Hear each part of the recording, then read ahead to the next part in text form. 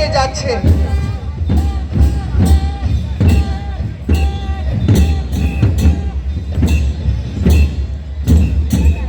সুধী মন্ডলী আমরা লক্ষ্য করছি বোর্ডের সাথে সজ্জিত হয়ে অবায়দুল্লাহ